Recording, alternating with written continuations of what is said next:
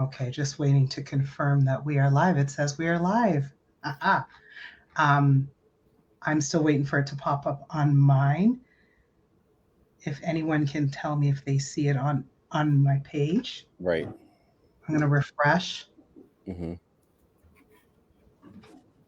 Okay, I see it. Can you see it? Either of you see it from my page? Well, maybe should I be using like mobile?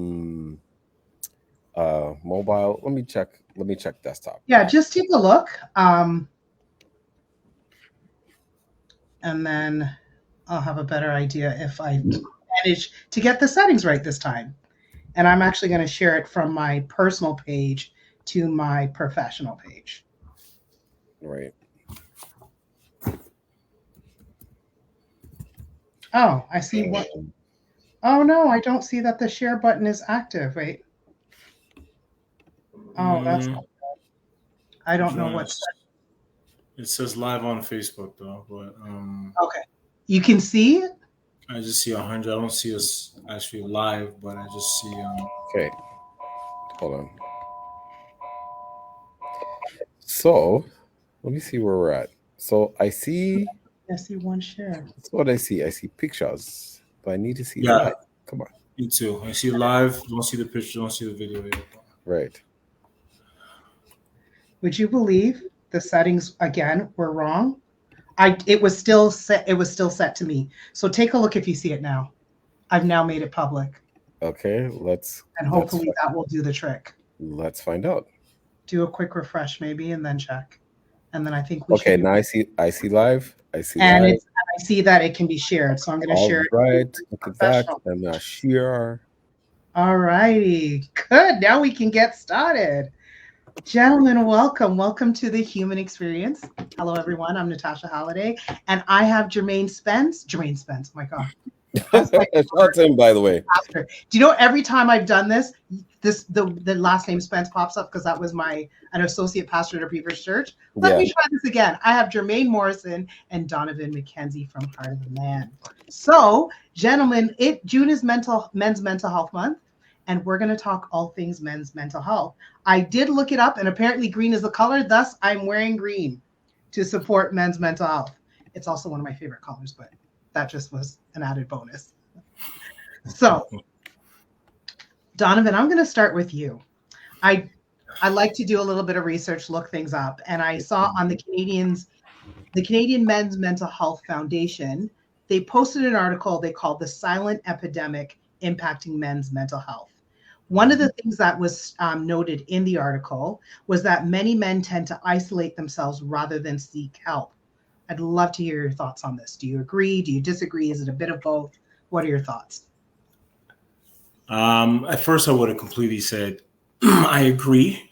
I think we are taught not to share as men. Yes, I think cultural expectations remain stoic, which can delay us from sharing. So I think I would definitely say I agree, but there's sometimes I do disagree now. I think society has taught us throughout generations and generations that it's better for us to keep things silent, isolate ourselves from next to maintain our strength.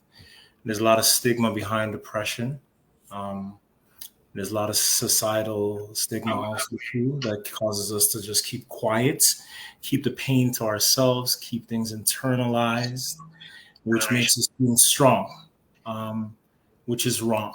Um, I've learned that myself because I've gone through my ups and downs with anxiety, some depression, and I've learned how to share more. But now I'm going to say that it's the greatest thing to do is to share and to not isolate yourself. But I'm going to agree. I think, and I'm going to agree and disagree. Like I said, I think a lot of times we're taught not to share and to isolate yourself, and now we're being taught to open up. That vulnerability is strength. So that's what I do have to say about it. And we can't keep the pain to ourselves. Like I said, we think it'll go away by itself. And a lot of men need to know this. A lot of black men need to know this, that the pain just doesn't go away like that when we isolate ourselves. It takes us time. It takes us to seek the help, to talk to other people, to open up, to be vulnerable. So that's what I will say about that. So that's my thoughts on that. Yeah. You. Okay. Jermaine, what are your thoughts? I echo a lot of the sentiments that Donovan said. Um, One of the things that kind of contributes to it is this whole aspect of what a man is, right? A lot of things that, in terms of behaviors, are very much so conditioned, and it's been conditioned in a lot of ways since we were born.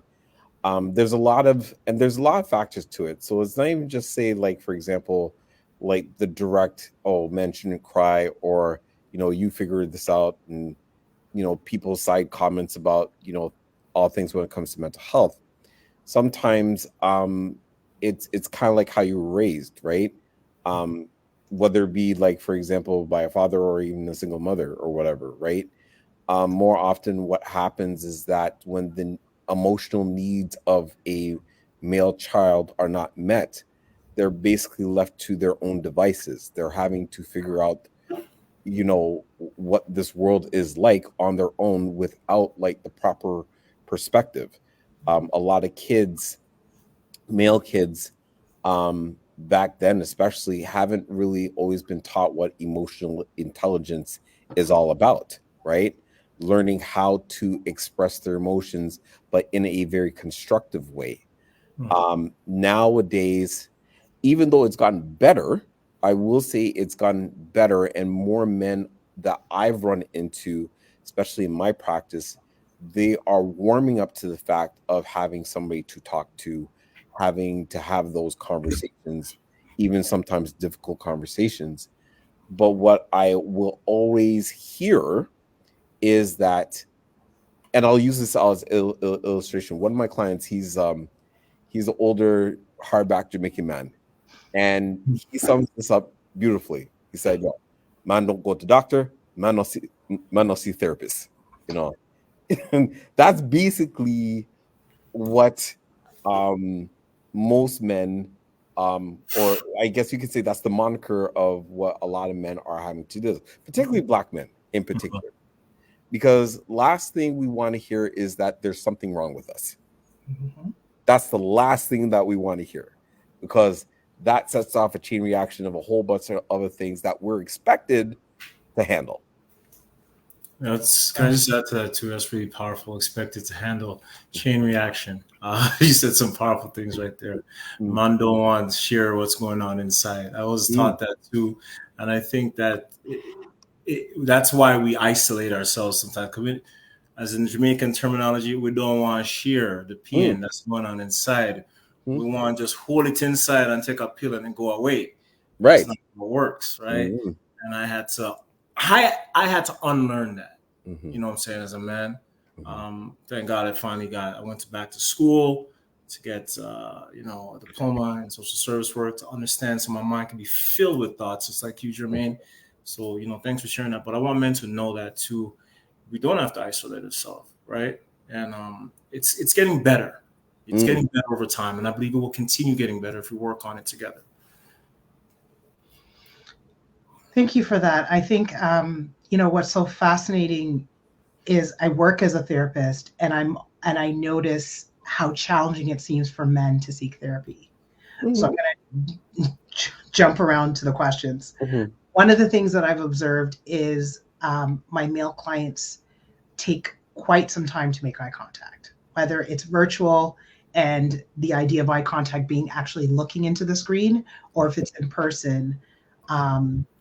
I find that my female clients, they can tell you the worst of what they've been through. They're looking you in the eye. And my male clients, especially the ones I see virtually, I see them looking up, looking around, everywhere but at me. My perspective is they don't feel safe to do it. And that really has set off an alarm bell about what are we doing in life that has men not feeling safe. I think sometimes I even wonder, why do they choose female versus male therapists? I still think being vulnerable still feels safer in front of a female than another male sometimes. But I would love to hear from actual men, because these are my speculations as a woman, from men. What do you guys think about that? Here's the thing. So there's a number of factors that you look into it. So So for example, women on the one end are very nurturing. That's the one thing that any child will, for the most part, will experience. So because of the nurturing aspect of women, in one way, it is easier for some guys to talk to women because they do crave sort of like the soft landing, if you will, from a woman. But here's also the flip side of it. In some cases, sometimes their own vulnerabilities have been weaponized, right? And that, and especially like in this age of social media, is absolutely disgusting how we can really get at each other. Like there's like visceral hatred for the male species. And don't get me wrong, it's not to say that we as men haven't done our dirt. We've caused a lot of atrocities. I'm not like whitewashing this in the least.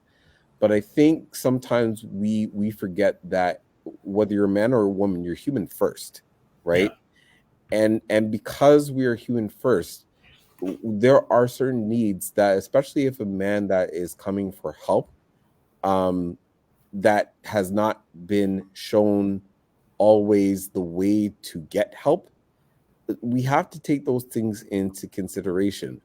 What I will say, even further to your question, much of what happens is that, you know, for women, for the longest time, you all create spaces, right? You can't create safe spaces, whether, you know, amongst friend groups or when you guys are going out or you have conferences. You guys have those safe spaces where you guys can actually talk about some deep stuff and not be judged. Like, you guys have the language, right? Women do have the language to identify certain emotions that are there. Men, at best, we can get together, right? But sometimes we don't have emotion the emotional language to identify really what's going on. Sometimes because we don't know how to handle when a person is kind of going through a difficult time, a lot of men are not totally too sure of how to approach it. And as much as, again, nowadays men are trying, we still haven't gotten to the level where a man can always comfortably talk to a man. And I'm not saying like, listen, in my case, most of my clients are men anyway, but it just kind of goes to show that there's still more in terms of understanding the language and understanding what a safe space for men looks like, really, at the end of the day. And I think it's important for us to just keep note of that like, if a man does not look at you directly, right, part of it is just that sometimes it can be very embarrassing for a man to admit that he's weak. Yeah.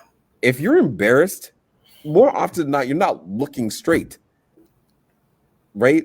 More often than not, it's like, I'm going to be looking down. I'm not directly looking at you because it's still embarrassing to expose myself in front of somebody that I'm going to need help with.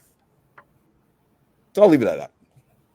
Thank you. Donovan, what are your thoughts? Powerful.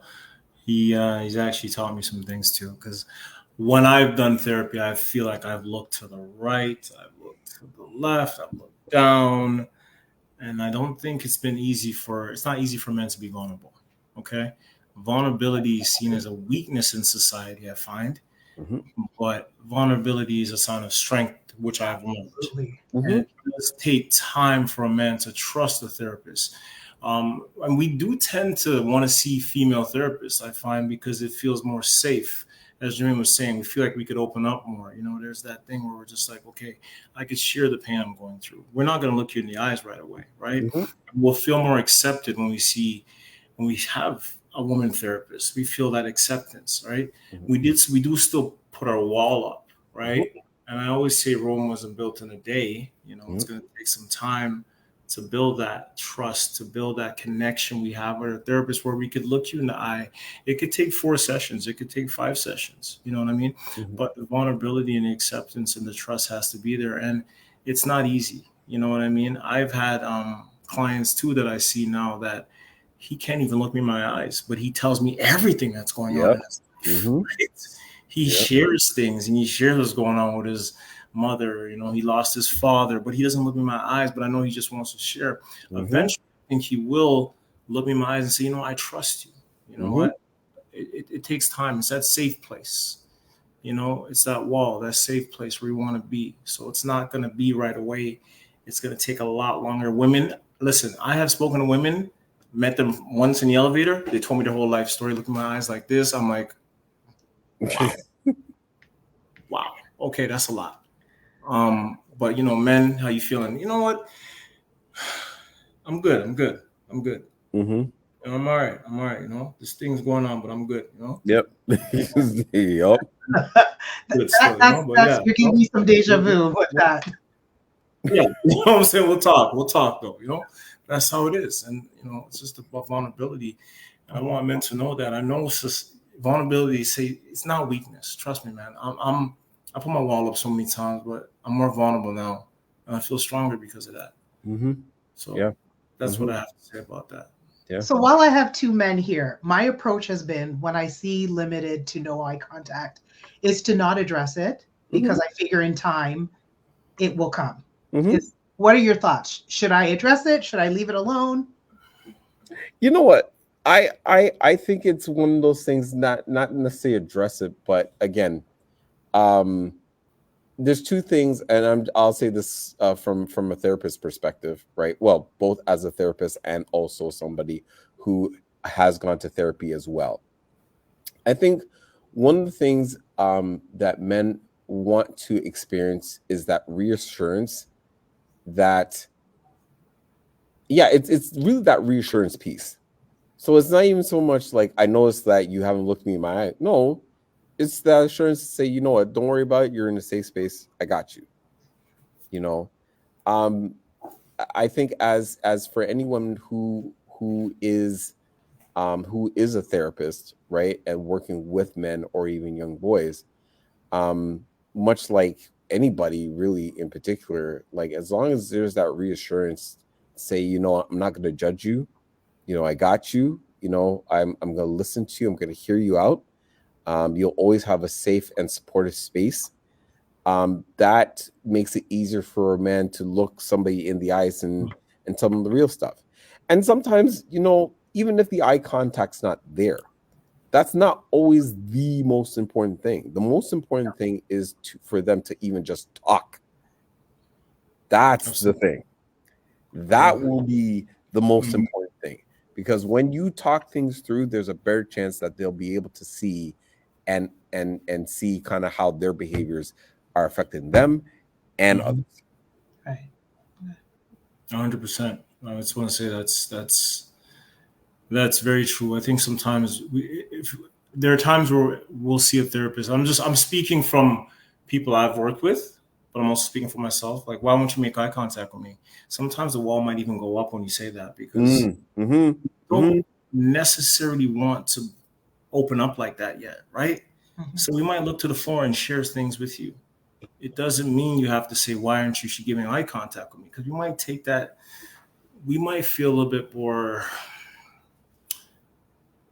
that's a sensitive side, right? That might be a little poke. Why am I not sharing? I don't feel comfortable yet, right? Mm-hmm. You got to give men time to do that. I don't personally, this is my personal opinion. I think when you're working with a therapist, I don't think a therapist should say, you should give me eye contact. How am I making you feel right now? Why you're not giving me eye contact? You know, Mm-hmm. you got to get to that place where it's like, you know, I'm going to share. And eventually, as Jermaine was saying, that might come too. Like we're going to start looking you in the eyes and talking to you more, you know. And there's some men, you know, that don't like me giving eye contact on a daily basis. It's just not them.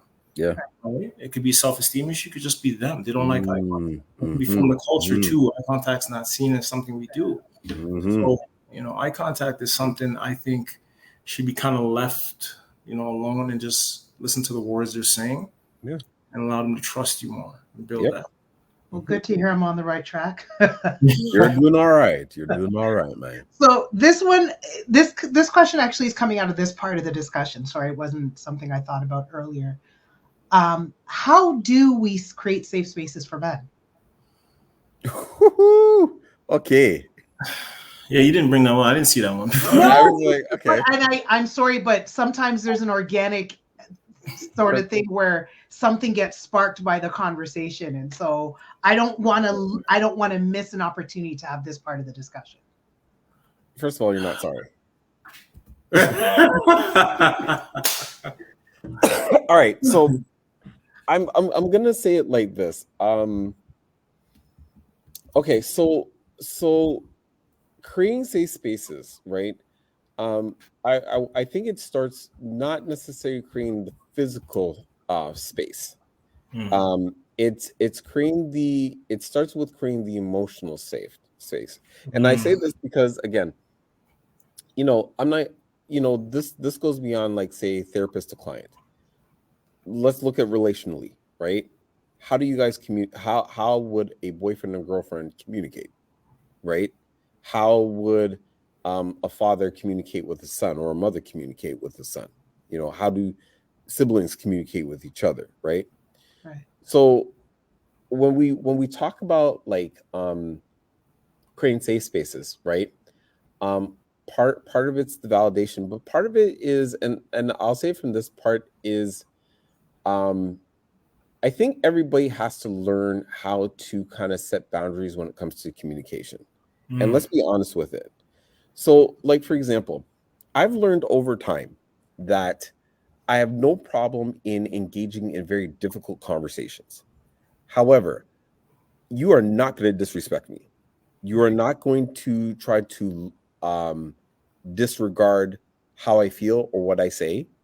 You are not, and I guess in my case, it's like, you're not going to, like, just start raising your voice, like, right from the jump, because then that means you just want to have a conflict. Mm-hmm. There has to be ways where both parties can at least have difficult yet constructive discussions, so that, in the hopes of at least have some sort of resolution, right? And I think for a lot of men, because if you're honest, like, a lot of men will complain the fact that it's like, I hate arguing with my girlfriend, for example, right? She always yells at me, da da da. Anytime she comes at me, I just shut down. And don't get me wrong, and I want to make this clear for anybody who's watching this. This is not to disregard maybe some issues that a man, or behavior that a man is displaying that concerns his girl or whatever. Don't want to disregard that. But what I am saying is that sometimes the approach is a big, huge part of whether that safe space is created in the first place, right? And for guys, and I'm just saying, and we have to take responsibility too, right? We have to now be honest in terms of how we approach stuff. We can't be just, like, shutting down, right? You have to engage. You have to talk. You have to be a part of the process. If you're not going to be a part of the process, you've basically put somebody who's actually trying in a spot where it's almost like they're emotionally gaslit, if that makes sense. And so this is why it's important, where if we're talking about creating spaces for Black men, it really does start with communication. But how do we go about that communication? What types of boundaries? What types of words or trigger words that are not going to be a part of the conversation?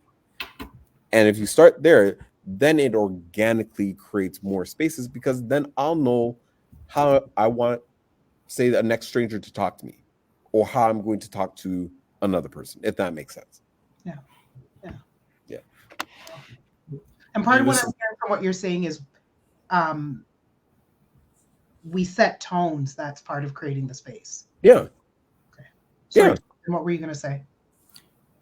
You just everything you just said was something as a man, I needed to hear also too, because we need that. I agree with everything you said. That's what I was going to say.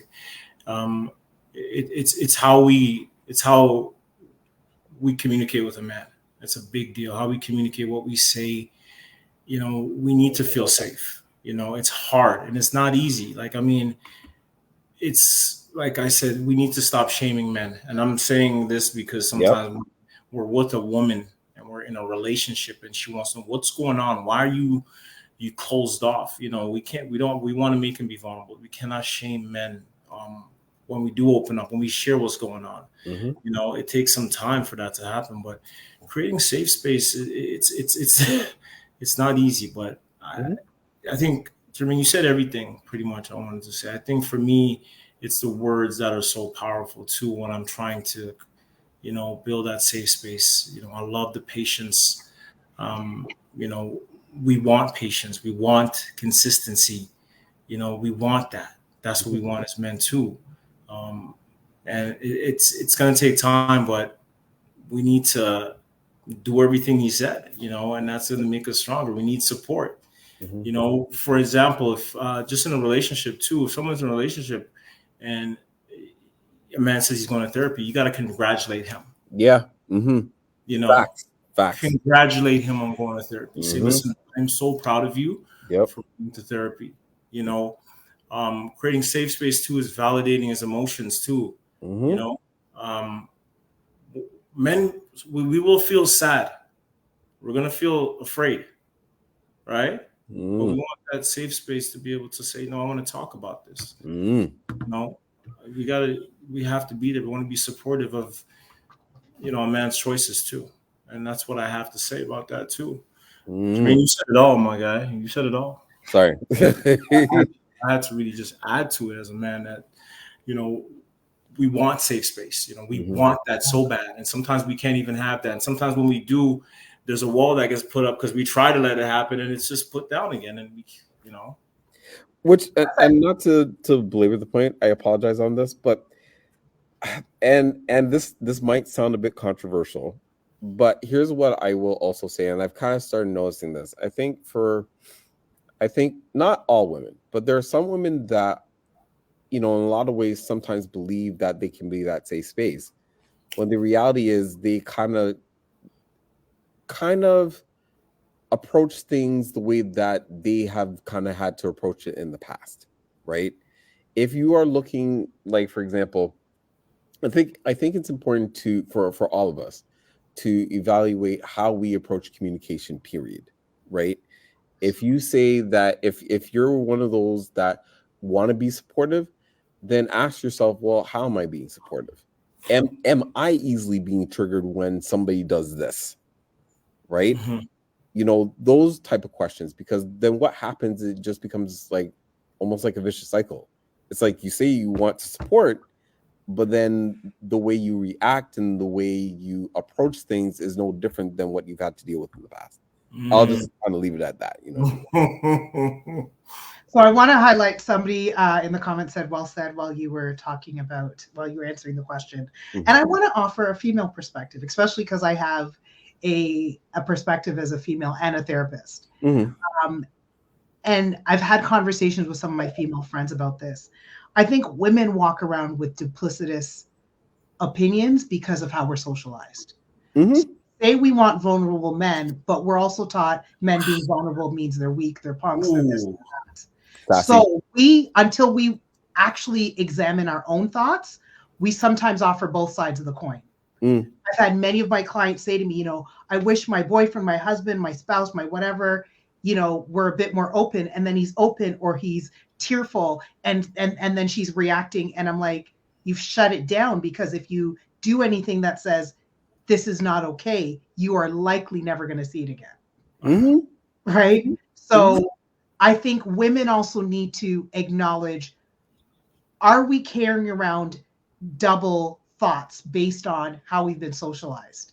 And how do we release those? And like, I love the word you use, because I use it all the time, Donovan, unlearn some of these narratives that really don't serve us. Yeah. Right? So that we can actually foster and create safe spaces by not shutting it down because we don't know either how to contain it, or we're actually in our subconscious harboring negative beliefs about seeing a man operate in vulnerability. Well, so on top of it, sometimes we have to also acknowledge what we have experienced in the past when it comes to the opposite sex, right? Because unfortunately, and it's not to say that like the experience that you face is valid. Obviously, our experiences in life help us to move around and have a particular perspective, but we end up generalizing we end up generalizing each other in a way that becomes very unfair. So, for example, for a guy, if we are going to be vulnerable towards a woman, right? Maybe in our past experiences when we actually were like open and honest with our girlfriend or our spouse or whatever, the reaction was very, very negative. And so now we're carrying that experience and expecting the next woman to do the same thing, which is not always the case, right? Sometimes you have to just take things in like a case by case basis, if that makes sense, right? And you can't always be just quick to be like, oh, this person's gonna be like this. Hold up, wait a minute. Before we get there, let's kind of see what happens before we jump to conclusions. Jermaine, I gave him that exact position. I dated a guy whose previous girlfriend stalked and tried to kill him, and I spent a lot of time proving that I wasn't going to do those things. Jesus, it was not fun. It was exhausting. Okay. Jermaine, I want to say something. Go ahead, man. That's very difficult, though. Okay, because I'm going to say the reason why I say that for men is, suppose you're young and your parents do something to you. You should not do certain. You should not be, vulnerable. You're weak. You're this. That's one seed that gets planted. Then you say, maybe that's just them. Then you go into a relationship where you open up, you cry, you share. Woman goes, "Why you soft, man?" That sometimes plants inside you to the point where that wound does not heal correctly. And then your next relationship, when you meet someone that actually would love for you to be open and vulnerable, we just have a hard time. So I want women to know, it does take time. It takes therapy. It takes a lot of hard work, takes trust, and it takes really being authentic, that you want to hear what's going on inside of us for us to really share, because there's seeds planted, there's cuts, and there's wounds from past trauma that we've experienced when we were vulnerable and open and say, hey, this is what's going on. We shed that tear. We're not called pussy or soft. You know what I'm saying? When they don't act different after, they act like, we're still powerful men that just shed a tear and say, hey, this is me. This is the pain I've been through. And we want that as men. So you know what? That actually brings, and again, sorry if I'm belaboring the point, but I'm going to actually give you an example. So I'm working with a client. He's an older gentleman. He's pretty much kind of like close to his 60s, right?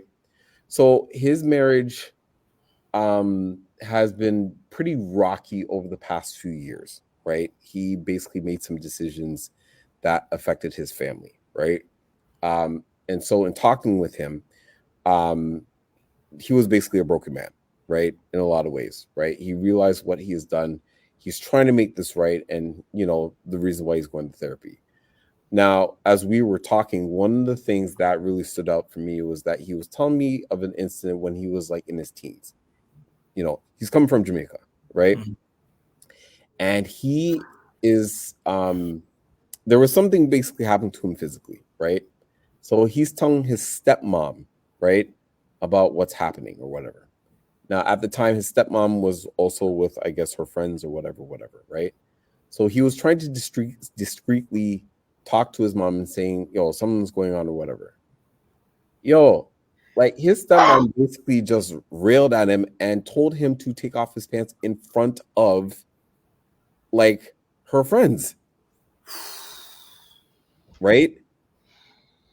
Now, you have to take that in for a second. You don't know how it, not just both traumatic and embarrassing and exploitive that must have made him feel. And it was one of those things where it made sense, where it was hard for him to even talk through his feelings, because what he would do is that if he gets frustrated at something, what he ends up doing is making a very impulsive decision or impulsive moves, if that makes sense. And because of the fact that he felt like he couldn't talk, he would just behave in such a way that unfortunately was pretty destructive, whether it be for himself or for his family. The point I'm saying to this, and it's going to Donovan's point, is that what is also true is that, a lot of men really go through a lot of ish. The only difference is that there isn't space to actually talk about it.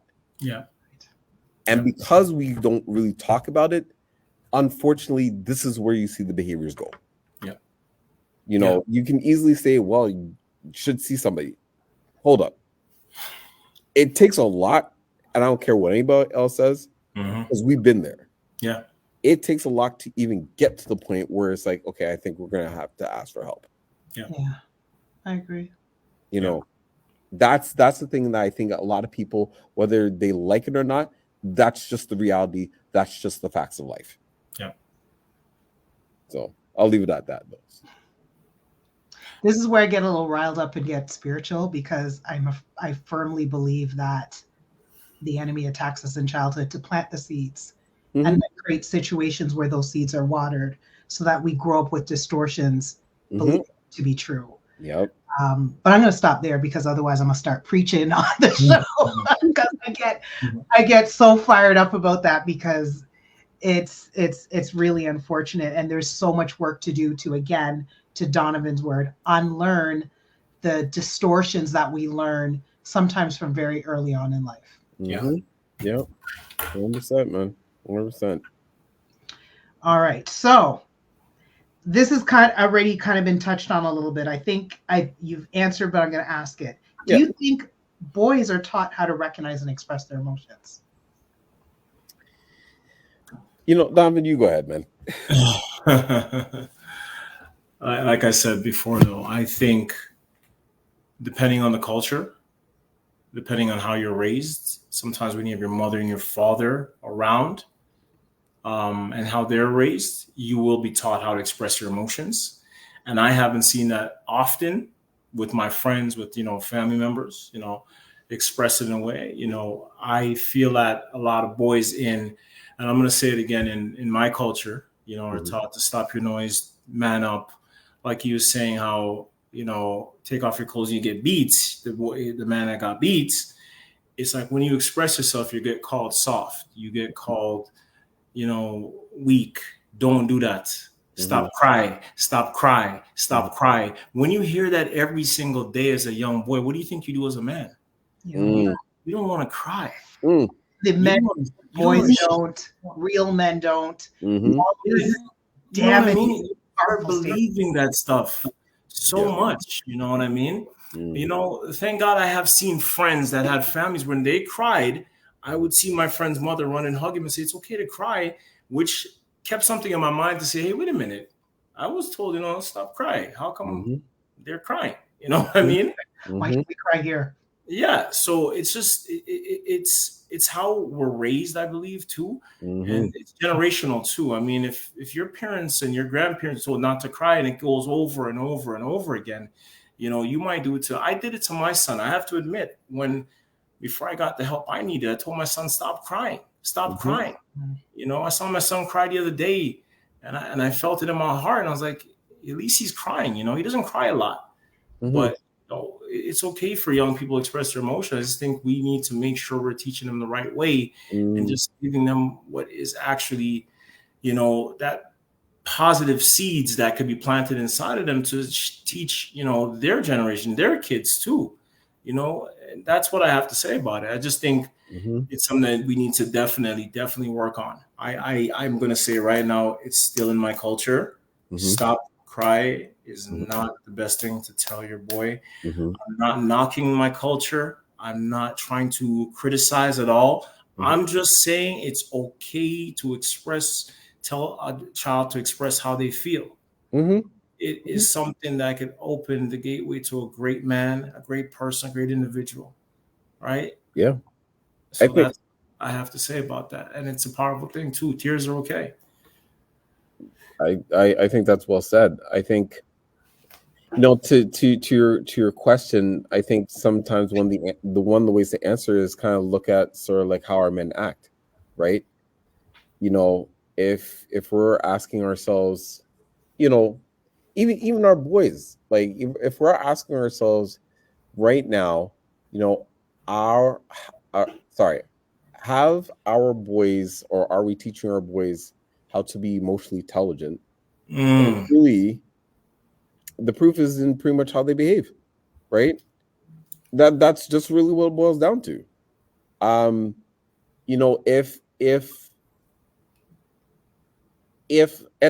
I find this a lot, especially with like, you know, a lot of these teenagers and all that type of stuff, and they're kind of going around acting all hard and whatnot. Listen, we all grew up. We all grew up in a certain generation. Y'all don't know streets. Y'all don't know the streets. No. all this like gang thing for clout, you know, for the gram or for TikTok. No, y'all don't know it. But that's besides the point. But here's what I will say to you. I think it's just important that for us, in order for our boys to learn how to, again, properly use emotional intelligence, it is stuff that has to be taught. Yeah. I think what I tend to find there are gaps in it, and part of it is because sometimes, and again, depends on the family structure. You know, one of the things that, you know, if you're a single mom, you're busy trying to hold up everything, and so sometimes there's not really that time to actually attend to the emotional needs of your child at the time that they need it, right? Sometimes it's just easy to say, hey, I can't talk to you right now. You know, I got other things on my mind. Or sometimes when they do grow up with a dad, the question is, what is the father's mindset? Is he also trying to be emotionally engaging for the child, or is he also disregarding how the child feels and all that? Really, again, coming back to answering the question, you know, when a child is learning emotional intelligence, that basically means that they understand how to understand their own emotions. When certain situations happen, even if they cry about it, they will know it's like, okay, well, is this a big deal or not? Was it appropriate to cry or not? When you're angry, right? You can get angry, but what does that anger look like? Or what should it look like? Does it mean that you have to like throw chairs and throw tables? Because I work at school. Believe me when I tell you, I see enough kids throw tables and chairs and everything you could think of. But then you have to ask the question, was that actually necessary, right? Was it actually necessary for you to all of a sudden like curse out your own mother just because she told you that you should stop, you know, playing video games at 2:00 in the morning? You know, stuff like that. Kids have to understand that there are certain things that are important to release. Mm-hmm. How do you release it? And when do you release it? Mm-hmm. Once our boys figure that out, then they become better citizens and they can actually approach conversations a lot better. They can deal with conflict in a much more healthier way. So I'll just leave it at that. Well said. You said emotional intelligence. Read a book by Daniel Goleman about emotional intelligence, and it actually changed my life. I think emotional intelligence is very powerful. So to everyone listening to this, I'm saying, understand how great emotional intelligence can be. Mm-hmm. As you said, Jermaine, it's something that has changed my life. And boy, oh boy, when you can understand your emotions, you know, the anger, the sadness, the happiness, it's such a thing that can make you so understand yourself and live a better life. Facts. And that's for the boys, that's for men, that's for all of us. Yep, facts. I had the privilege of doing a workshop with a group of young men last month, maybe. Mm-hmm. And one of the things I did, because I was to talk about, you know, mental health, expression, resilience, things like that, was I found a mental health, like an emotional intelligence vocabulary online, and I printed that, and I was fascinated because even as someone who thinks they're fairly emotionally intelligent, to see the amount of words that could be used to express something, and then what the difference is when you get specific. So let's say I'm upset. Is that sad? Is that angry? Is that frustrated? Is that, you know, am I apathetic? There's so many, when we start breaking things down and we learn to express it, I always feel like that's like a navigational tool. It already gives us a hint on how to deal with it because we're clear about what we're experiencing.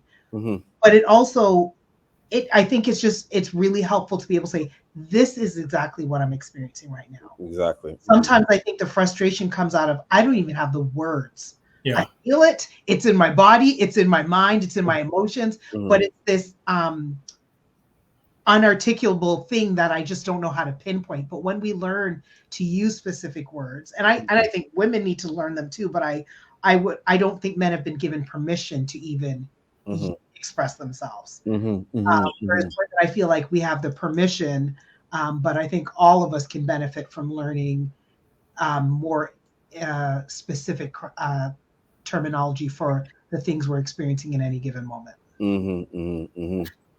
Agreed. So my last question, Mhm. in what ways do you promote good mental health in your own life and in the lives of your family, friends, just the people you're connected to? And who wants to take the floor on that? Well, I'll say this, and I can only again, I can of course I can speak. I can only speak for me. Um, I say this from a faith perspective. Prayer works. Prayer works. It really is helpful. My belief system, my belief in Christ has helped me to view things a lot differently compared to where everyone else probably, you know, how everyone else views life. And I think it's helped me to keep things in perspective. That, for example, things will come, right? And there's just certain things that are not in my control. But at least I know that there's somebody that is not like that is greater than what my thoughts or my feelings can be, right? And so, I use those things spiritually to help kind of make sure I can keep my mental health a certain way. I think another thing that's helped in terms of my mental health journey is to basically be in those places and spaces that bring me joy, that allow me to feel like myself. So, for example, whether it be playing music or going to the gym and being active, those are the things that help. Um, Basically, we always talk about this whole aspect of self care, right? And we feminize it in a lot of ways, but the whole point of self-care is just very simply, how do you take care of yourself, right? And I think when people really start learning how to set some intentional time to take care of themselves and meet their own needs, then it's easy to then have the capacity for other needs, right? um when I'm around people, or for example, if I'm around my family or whatever, I'm not trying to be the one that creates a negative environment, right? um even if there are difficult conversations or whatever, I just don't want to be that guy that will cause um such a disturbance that it kind of wrecks the whole thing, you know. Right. And so when it comes to my own mental health journey, how I work it, again, coming back to the question, I focus on my own self-care, which, you look at the physical, you look at the spiritual, you look at the emotional. You continue to set boundaries just to ensure that people know that this is how you need to treat me, and this is how I'm going to treat you, and how I treat myself. um and yeah, those are the things that I just focus on, just to make sure that I'm in a better headspace for myself and for others. Wonderful. Thank you. Donovan, same question. I'm going to have to say prayer. Prayer changes things. It still does. Prayer is a powerful thing. I think we need. I think for myself, what I do is when I'm feeling really broken, when I'm feeling down, and there's sometimes I still might feel that way. You know what I'm saying? I'm a human being. So I will pray. I will definitely pray and ask God for help. I think sometimes when I'm stuck, I'm like, God, you're not doing nothing. But my faith has to kick in and say, you know what? I got to trust you, God. Mm. I'm going to trust you. And when I pray, that leads me to do my therapy. It pushes me to do my therapy. I think speaking to a therapist sometimes, even if you're a professional, you could speak to a therapist, right? Yeah, agreed. I think it's a powerful thing to speak to a therapist, to let stuff out, to, get different things that can help you also too. Another thing I like to do that I don't, a lot of people don't know, I journal. I also journal. That's something that promotes my mental health because there's Sure. so many things inside that builds up inside of us that we want to get out sometimes. And sometimes when we journal, it's so amazing, right? Mhm. And there's a meditation that I do that is actually so powerful too. There's a meditation. I haven't done it very often lately, and I find when I don't do it, I feel more like things just feel stagnant, and I feel like there's a lot of things inside that need to be let out. But meditation is a powerful thing too. Mhm. Um, Mhm. but and I go back to also being able to talk to your friends and hanging out with friends that make you laugh too, Mm. make you feel uplifted. You know what I mean? Those friends where you could just share things and say, "Hey, man, talk to me. What's up?" Yeah. That's a powerful thing too. So that's mine. Thank you. It's what you said about the time with friends. I had a few months ago looked up some stuff on self-care and found a article on simple ways to practice self-care, and I loved it because they said have a play date. And the child in me was like, yes, why as adults have we stopped using that terminology? So I Mm. literally um, messaged a friend and I told her and I said, I'd like to book a play date. And it was really me saying I want to hang out. But I was just delighted by calling it a play date. Yeah. Yeah. But it was that reminder that um, that's part of the self-care. And the self-care is we often go to sleep, take a nap, don't stop moving. And that's important, but we are not drained just physically. We're No. drained mentally, emotionally, spiritually, socially. So we need to replenish in all the areas that we're Mhm. also drained. So if we Mhm. target it all with physical, we're still going to come up short. Yep. Go to bed earlier, you can get extra naps. But if you're mentally drained, it's not going to hit it. So you No. need to do a mental pouring in. If you're spiritually drained, you need to spiritually pour in. Whatever that thing is, wherever that leak is, that's where you've got to target. And that's one of the things that I'm learning to have more specifically targeted self care so that I really just then function better. Yeah. Like 100% facts. I think you said it so beautifully. It's like sometimes you have to actually just get specific down to what is there. Like Mhm. if you are physically not where you need to be, then get a massage or just like do some stretching or something, Yeah. right? If you're in a situation where mentally you're not where you want to be, then you need to find those spaces that could feed your mind, basically, and get you back to be basically be replenished or poured into, if that makes sense. I want to answer something too. When you guys have some time to go for walks, whoever's watching this and those watches, if you go for walks and just listen to some music that really uplift you, it's a beautiful thing too. Going for walks replenishes you sometimes to the point where it just makes you just open up your mind and understand the things you're going through. Mm, And if you want to come back home, write it down and just journal, meditate. And there's something that I listen to. There is joy and there's rest. We could feel joy, but sometimes we need to rest to feel that joy. mhm. And that's one thing I wanted to say too. Yeah. Thank you for that. I love that.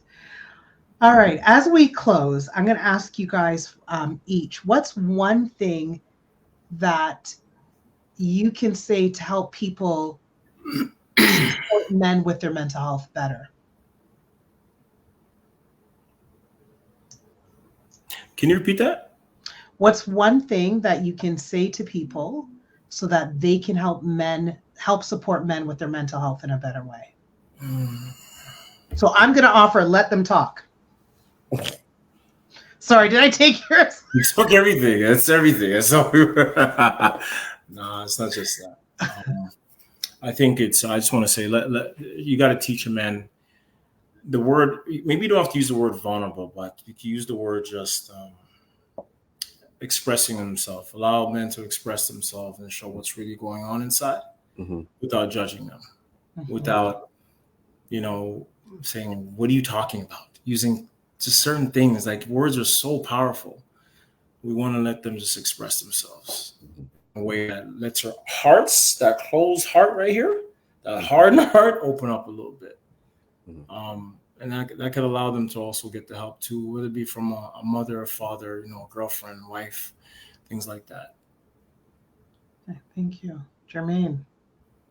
I will go about 2 ways, and I'll use this illustration. So for the first part, so what I've done at times is ask my wife, "Hey, is there something that you need from me? Are there things within our relationship that you have concern about? Is there things that you would like to talk about?" Right? And I use that because sometimes maybe approaching men and asking them that question is like, "Hey, are there some things that maybe I do that bother you?" Right? Not say a blame thing, but it's almost gauge that question just to see how they will respond. Right?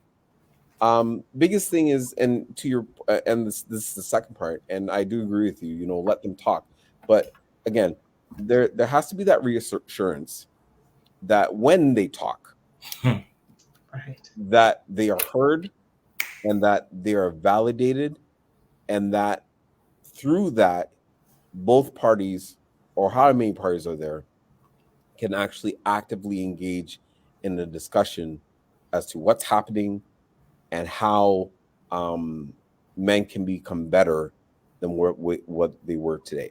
I will say this, and I'll say this directly to men, and I'm going to take a little bit from Donovan's. Vulnerability is not a weakness. It is a strength. But regardless of what you have experienced, you are still responsible for your own mental health. You're still responsible to get yourself into a better headspace. Regardless of what you had experienced even up to as a childhood, your opportunity is still before you to get yourself mentally, spiritually, emotionally in a better headspace. Take responsibility for that, Yes. so that others around you can benefit from the change that you're going to make. Yeah. Thank you for that. Very well said. All right, we're going to wrap up. The one last thing to ask you: if people want to follow you, how can they find you on social media? It says it right there, Donovan, Heart of a Man. Follow me, hashtag Heart of a Man _ LinkedIn, Heart of a Man. All right. At the Heart of a Man. You can follow me that way. And heartofaman.com is my website. Send me an email. Let me talk. Let me just, share my story. Let me just try to give you some, direction, some therapy, whatever I need to do. Awesome. Thank you. Jermaine, how can somebody find you on the socials? I don't want them to follow me. But you have to. So a couple ways you can check me out directly. So I'm on the gram. So it's Jerms, JERMS 394 on Instagram. I'm also on TikTok. So it's at Mr. Car Talk. You can check me out there. But if you are, or if you know somebody that is looking for somebody to talk to, I am also a therapist. So check me out at Francis Psychotherapy. You can actually email me directly. So it's Jermaine, just my first name, at Francis FRANCIS. Boy, I need to learn to spell. Francis Psychotherapy.com. In your defense, it is a Friday afternoon. You've worked all week. Yeah, it's Friday afternoon brain is not as fresh as Monday morning brain. No, but actually, just check out the website www.francispsychotherapy.com. You'll see me there, and if you do need somebody to talk to, I will be available, and I will journey with you. I will definitely journey you and support you. Okay. I'm going to ask you guys to pop into the comments later and put that stuff in, so that people can also find it. Thank you so much, guys. This has been such a wonderful discussion. There's probably so much more that we could unpack, but I'm glad we had a discussion on men's mental health, because sometimes the discussion on mental health is centered more towards women, and I think it's important to address what the experiences are for men and maybe some of the nuances that we have to look for from the male perspective. Thank you guys again, and have a wonderful Friday afternoon. Take care. Take care.